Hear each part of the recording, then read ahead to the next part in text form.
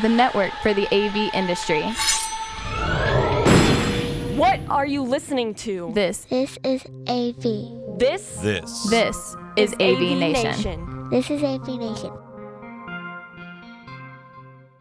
P-I-C-O. Pico. Prospective. Pico Prospective.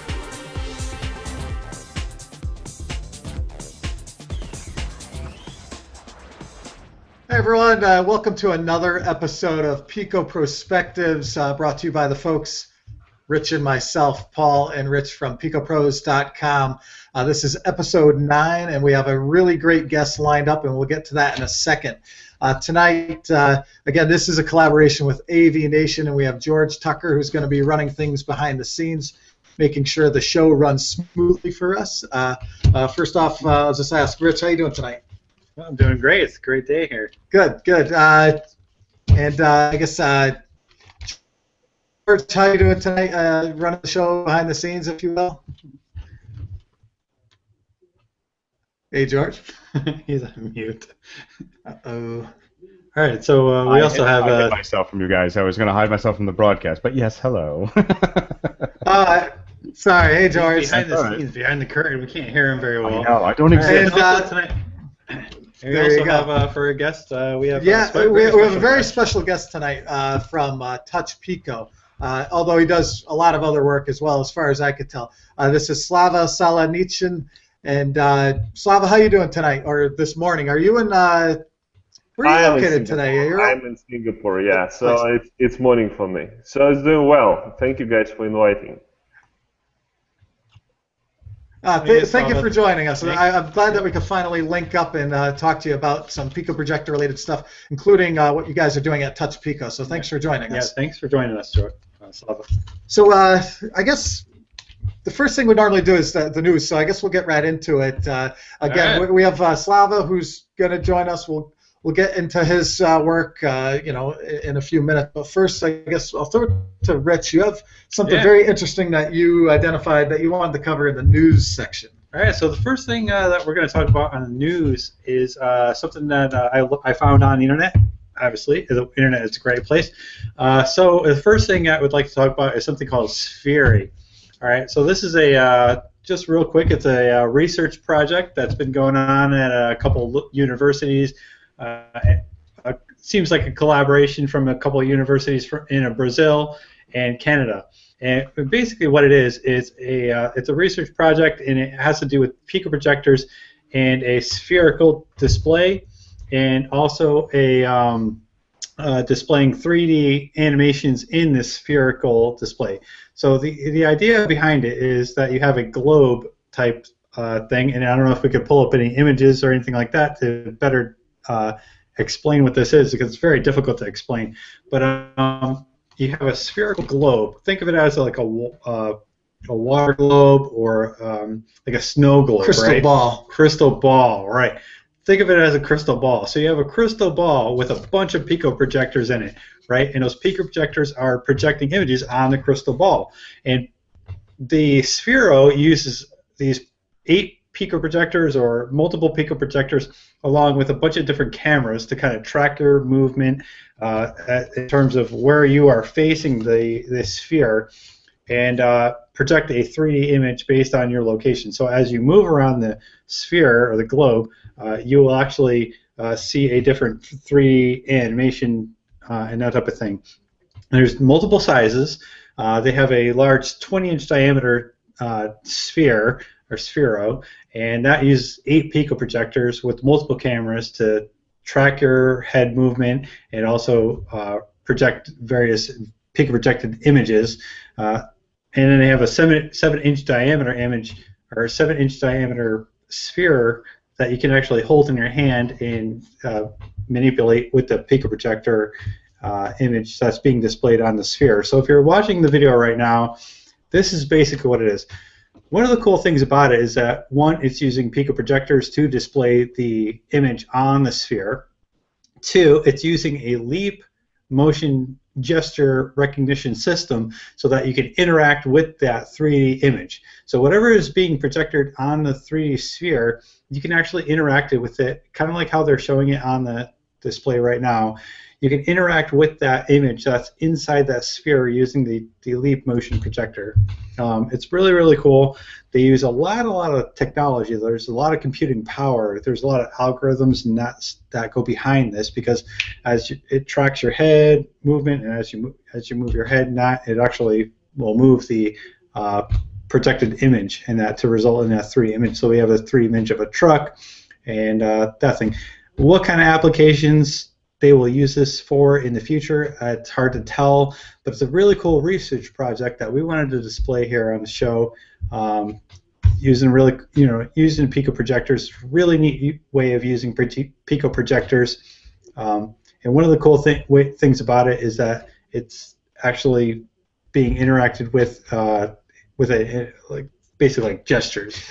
Yeah, so I love the integration stuff, right? of the Leap Motion controller. I mean, we've been following that for a few years now, and they signed agreements with HP and Asus, and didn't they eventually get acquired? I can't remember exactly, but you see it in Best Buy. Yeah, the Leap Motion controller is it's the size of a thumb drive. I don't have one with me. Nobody carries them around apparently anymore. But the Leap Motion technology is infrared technology. It basically builds a 3 cubic foot space above whatever, if it's embedded in a laptop or whatever. And so you can move your hands and it'll track. It's actually depth, like 100 times or 1,000 times more accurate than the Microsoft Kinect. And it does depth? It does, all 3 dimensions. Yeah, X, Y, and Z.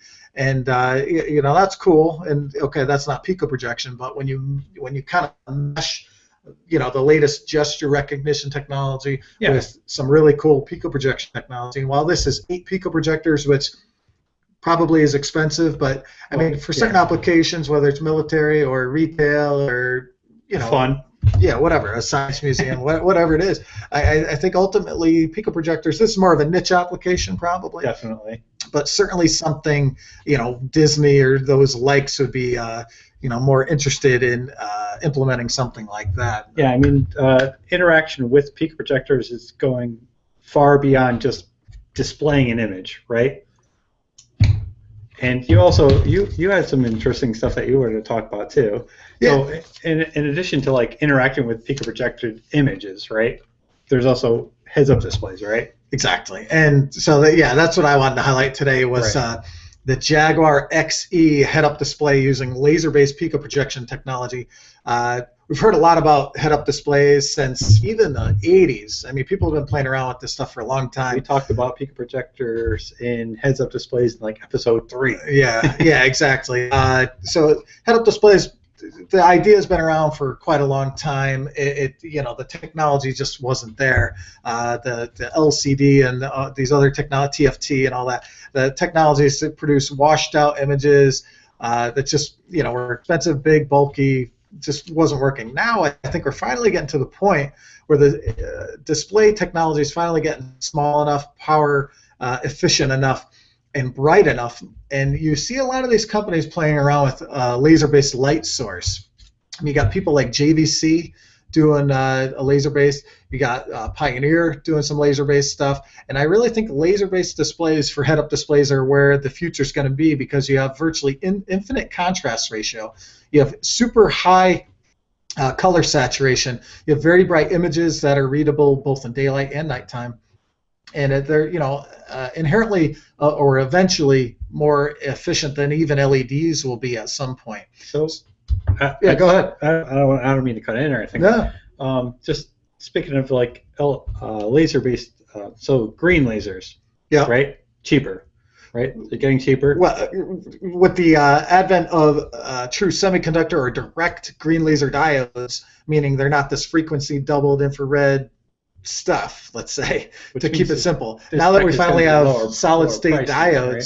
The pricing is going from a couple $100 a unit to it's dropping dramatically to less than $100 per diode, and it's eventually in the next year or two going to come down below $10 per diode. Laser projection is really going to be really important. Yeah, oh, absolutely. And some argue that laser illumination is going to replace LEDs for a lot of these Pico projectors, whether it be for DLP or LCOS or some of the laser beam scanning, which is yet to really take a foothold.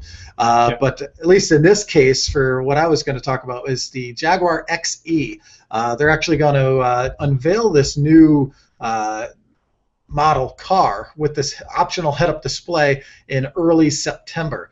And from all, everything we're looking at, they're integrating the infotainment piece with apps for your smartphone with their touch panel. It's a 7 or 8 inch panel on the dashboard with this projected head-up display that's going to be on your windshield. Oh, so when you say Jaguar, you're actually talking about the Jaguar car. Oh yeah. So you have a high-end vehicle with a laser head-up display being unveiled, in September. Availability is more toward early to middle of 2015. How are they going to actually display the heads-up display on the windshield? As far as I understand, it's going to be on the windshield. On the windshield. So there's some kind of film on the windshield that it projects on. Cool. And so it'll basically be a sort of a transparent display that you look through to see your navigation or whatever. You be able to see through your windshield. So you got some of these things like the Garmin head-up display, which uses like this little flip-up, transparent window, if you will. Okay. And that's kind of a neat aftermarket thing. And then again, I spoke of Pioneer and stuff. Pioneer had an aftermarket thing that flipped down from your sun visor. Yeah. Okay. And so those aftermarket things, it's kind of neat, but windshield. It's I don't know how to put it. Aftermarket thing, I think, has a limited applicability. I think if you get an embedded head-up display in a mass-market vehicle, people, assuming the cost is reasonable, I think people are going to start jumping at that kind of thing. Not only just for safety, but for convenience. If you get a phone call, you can use a gesture or something like this to say accept the phone call or dismiss the phone call. Right. You're not going to be watching movies while you're driving. I mean, they'll have ways to lock that out. But certainly when you're in park, maybe you could read an email or a text or something. I think all that's coming. It's just, there's regulations involved. There's, the technology hurdle, but we're getting very close, and it's taken a long time. But I think the industry's finally getting there. I mean, again, you have multiple companies, whether it's Land Rover, Jaguar, Ford, whoever, really pushing the envelope when it comes to this type thing. I think it'll start high end, but it'll just like anything else, whether it was cruise control or anti-lock brakes, it's going to work its way down. Yeah, it'll start the Jaguars and Mercedes and then just work its way down. But awesome. Yeah. So. That's all I had for the head-up display. Cool. Yeah. Heads-up displays are. I mean, we've been talking about them for a while. Definitely think heads-up displays are going to be where it's at with the Pico projectors. Yeah, I think it's a great opportunity for Pico projection to get a higher margin product, because I think for automobile they could make a little bit more money per unit, let's say. Volumes will be lower than embedded in a smartphone if we ever get there. Although, there's a couple, but there's no mass market. But it's a good opportunity to see Pico projection really, try to expand its reach beyond. But going back to the interaction with the Pico projectors, right? And projectors, we have these guys with the Touch Pico, right? Yeah, and I'm excited to get into them. Glad you brought that up. Slav, we're gonna bring it over to you now. Sure. We've been following Touch Pico since we saw your Indiegogo campaign a little over a month ago. Sure. And first of all, I just want to congratulate you on raising nearly $600,000 on your first month of that campaign. I mean, that's just some fantastic work. I mean, congratulations. I'm really happy for you guys. So I guess beyond that, maybe we'll just start. Can you give us a little background on what is Touch Pico and what do you guys do? Okay, absolutely, yeah. So it's pretty simple and neat. So what we've done, we brought Pico projection to Android PC, and it's more than just Pico projector. You think of this as Android PC with projector functionality and touchscreen interface. So we developed the proprietary sensor, which basically takes the input from projected screen using infrared stylus, and it translates back into Android system as a standard touchscreen input. What it means, basically, you can use Pico now with any Android, any native Android apps. So think of playing Angry Birds or Fruit Ninja on the wall. Think of doing like lessons, just using native educational apps pretty much anywhere. You can also project on surface like table, and you can have interactive surface just to share your ideas, mind maps, and to create any sort of collaboration within team.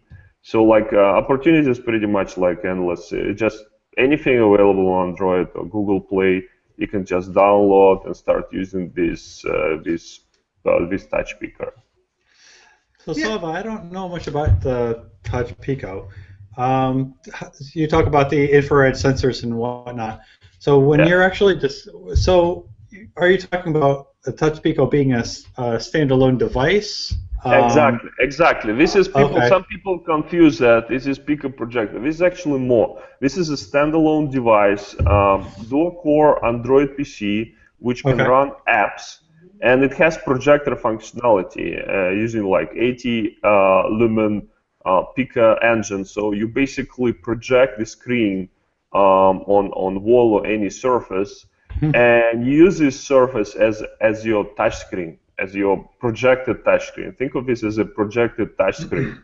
And since we developed this infrared sensor stylus, basically, which is compatible with the standard touchscreen input, it means basically that your smartphone just get out of boundaries of a small mobile screen.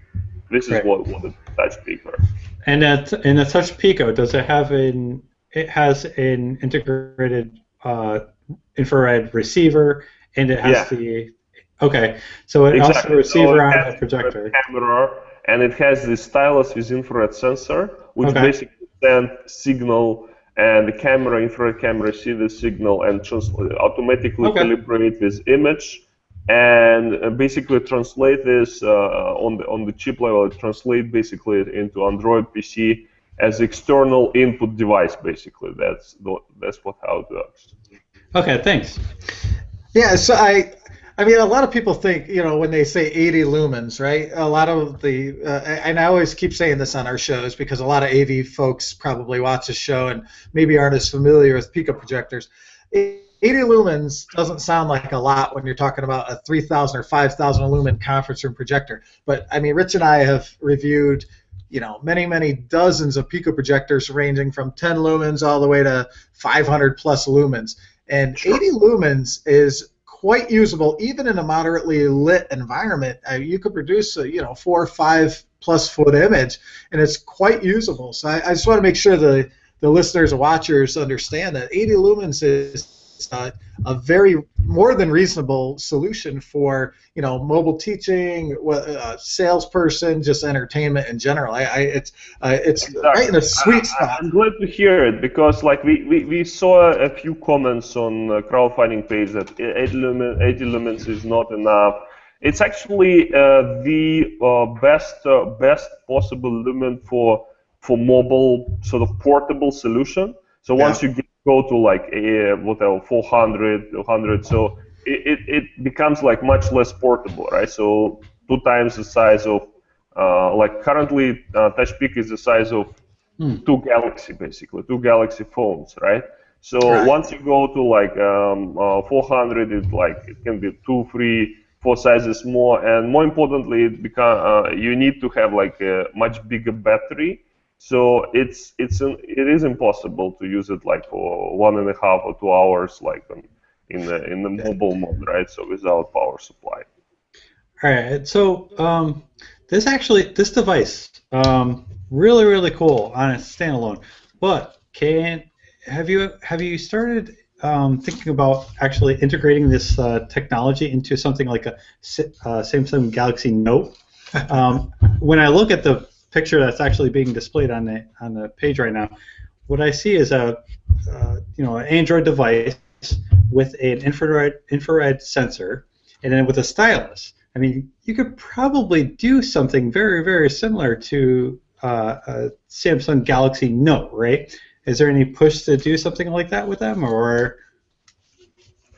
So we actually planning now to offer the technology as OEM solution to basically any Pico projector manufacturer or brand, right? So we partner with one of the largest CM contract manufacturer in Pico industry. So basically, in partnership, this is too early to disclose specific details, but what we'll be able to do is basically, if you want to build in our touch engine into whatever overhead display, so you will be able to do. Apparently, you need to use stylus, but this is I'm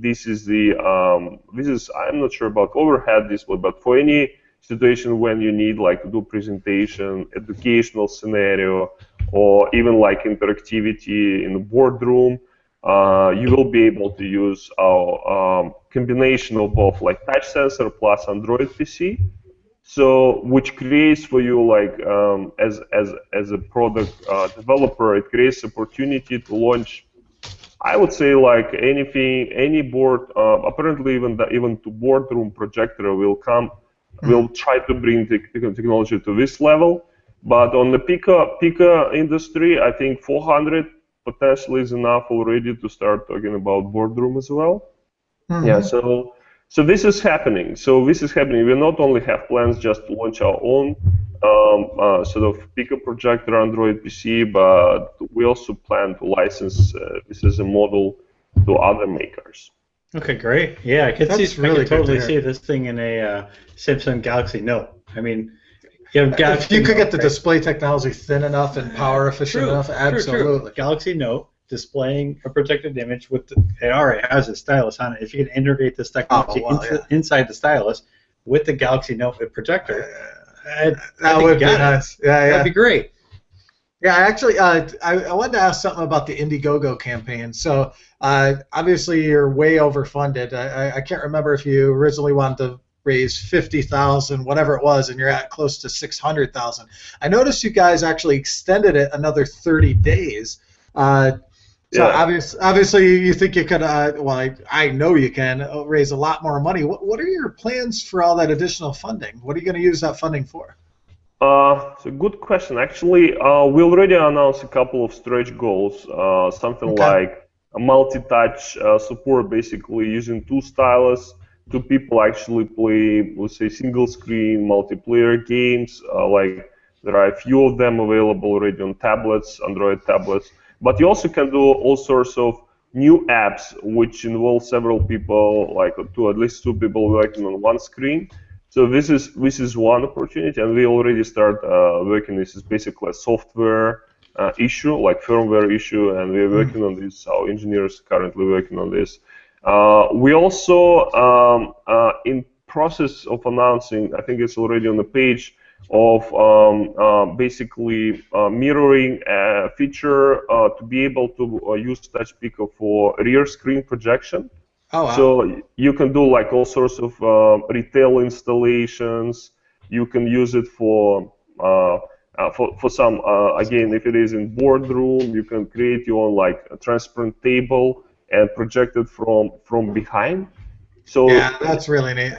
And it's pretty cool. So and our technology, like infrared sensor, will support projecting from behind. So which also actually kind of bring technology further up to the market. Like if you talk about boardrooms, apparently 8 element may be a bit low, but if you use rear screen projection, you actually can achieve necessary quality one. Yeah. That's fantastic. I'm looking forward to it. Actually, and speaking about that, I mean, do you have a target date for when the Touch Pico would be available? And I know you had an initial Indiegogo campaign. Does this new campaign delay that, or are you still going to be able to hit your initial launch date, or how does that work? Absolutely nothing changed. It's just that we gave opportunity to people who just start seeing us to actually order at special price during the Indiegogo campaign. And we already have contract manufacturer. Basically, we have final stage of preparation, so its molding process is just started last week. So we will hit this delivery date, which is the end of October. So, wow. Yeah, so we pretty much, like, when we launched, we already did like all sorts of preparation. It's not just like some other people doing, then they just want to test the idea. We knew already that the idea makes sense. We just didn't expect like such response. Right. But we knew it makes sense from start. Actually, we showed the very first prototype at CES this year. Yeah, I remember seeing those videos, and I said, wow, this product looks pretty much ready to go. And then I saw the Indiegogo campaign.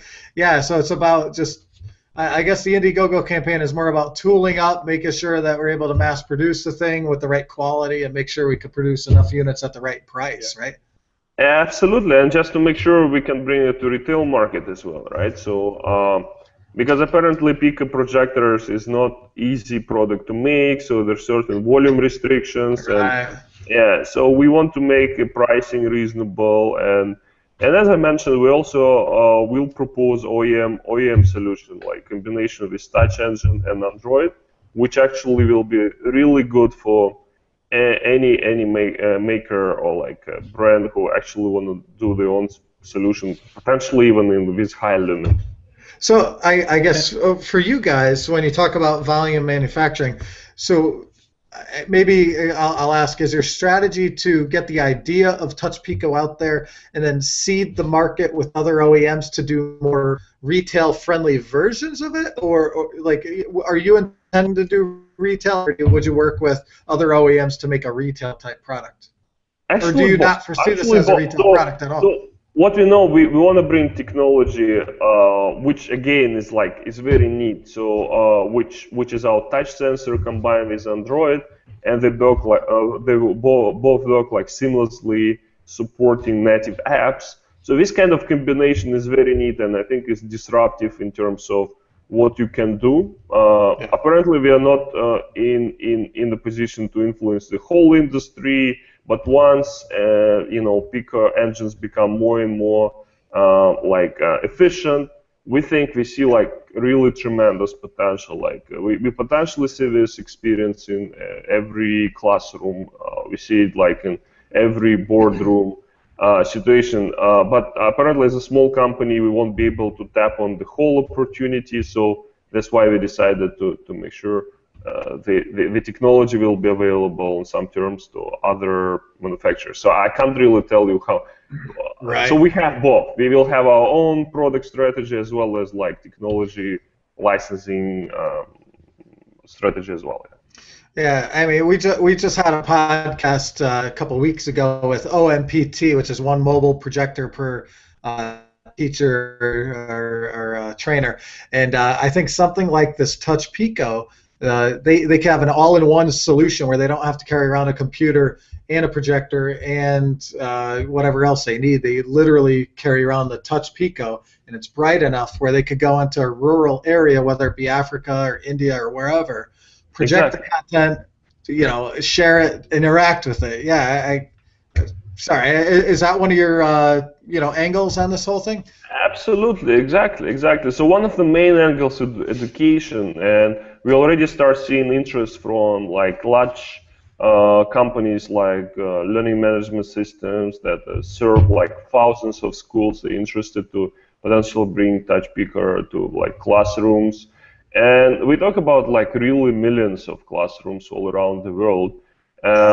And the good thing about Touch Pico is really the size of this. So it can be a personal teacher's device, like a smartphone, but for teaching, right? So that's making like really neat, because you can download the content from Google Play, or if you bundle it with some learning management system, you can use some predefined content. So, but we want to keep the platform open. So even if we end up bundling it with some LMS, so teachers will be able to use Google Play just to download more stuff to make the education process more interesting, and potentially do it for so-called edutainment, so games with educational component. Yeah. And this is pretty amazing. Kids love it. So when you're able not just do lesson on the wall or sort of board, but you also can just have interactivity, involve kids in doing some puzzle games or whatever. Yeah, I think the standalone projector that you have is great, but I think if it were to be able to be embedded with other Android devices or anything like that, man. So we actually have this option. So we have screencasting. So you can screencast wirelessly from your Android phone or from PC or Mac. Yeah. So this is already there. Oh, that will be available when you launch in October? Yeah, that will be available using Wi-Fi Direct. So you need to use the same router, but you will be able to screencast from other Android device or PC or Mac. And it will still actually, That's will you have to have another device to interact with the images that are projected? No, what will happen then, if it is your Android smartphone, you'll just use the touch screen of Android smartphone just to control the projected image. So the same way you control now some smart TV with your phone, right? This is exactly the same kind of technology. If you use PC or Mac, you can wirelessly, using like our software, you can wirelessly stream and control it just using mouse or keyboard, right? So this is basically Touch Pico in this case becomes like a second screen. Right. Screencast. So this is using Miracast, I assume?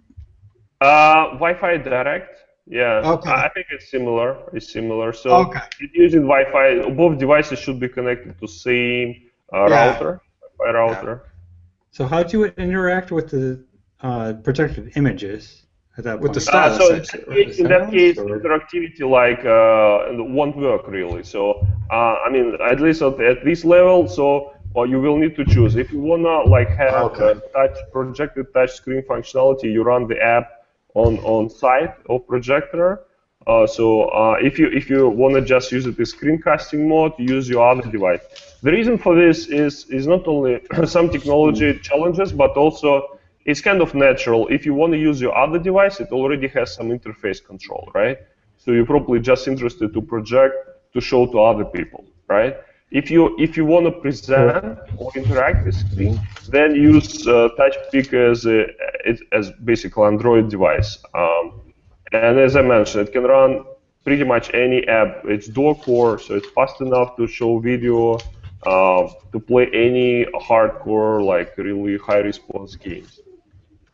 Right. I think if you guys could get this technology embedded into an Android device, I could see an Android tablet that's specifically made for a Pico projector. I think the standalone device is really, really cool, but I think if you guys get it into this is an Android device. I mean, when you think of it, this is an Android device. It just doesn't have Samsung's name on it. Really, I can think about it. Yeah, if you get the stylus a little bit, Yeah, we'll probably get to the situation like in a couple of years or maybe. I understood the idea, and this is happening. We sort of not sure that the time for such integration came because of size of Pico engine and kind of sort of compromise between good enough lumen and size of engine and the power consumption. Exactly. But it will happen. It will happen like maybe in 1 or 2 years. Is this actually real quick? I'm probably going to have to wrap it up here in a few minutes. But is this a DLP engine or is this a LCOS? It is DLP. Okay. Yeah. Okay, I figured that. That's why I asked. Just a couple of quick things. Do you think at some point maybe we can arrange for a demo unit or something? We'd love to get our hands on it and be able to put it on our website, post some videos.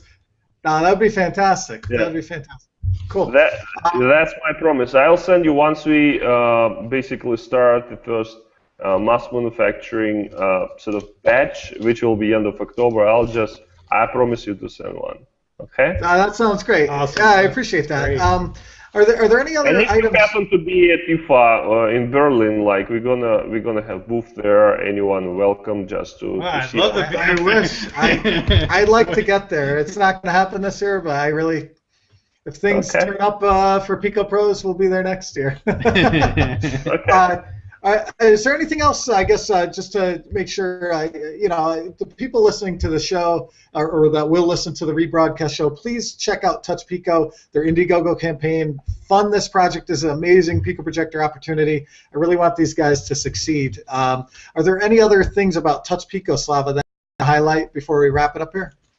One more thing. So we will open developers program soon, which basically the main task. There are a couple of reasons why we do this. First, we want like really make this interactive giant touchscreen experience available, and apparently there are apps that were not we didn't make sense for smaller screen, which people can develop. And the second thing is smartboard software, something you have like interactive whiteboards. This is not available on Android platform. So go ahead as your developer, you can just go ahead and develop your stuff, and we'll put it on Touch Pico as like pre-install app. So are you guys on Facebook, Twitter? Yeah, exactly. So it's also Touch Pico. Yeah, you can check it out. Great.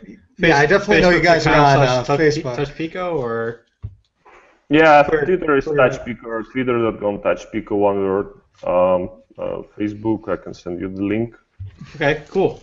Okay. Cool. Any other ways that you want people to reach out to you, beyond the Indiegogo campaign, Twitter, Facebook?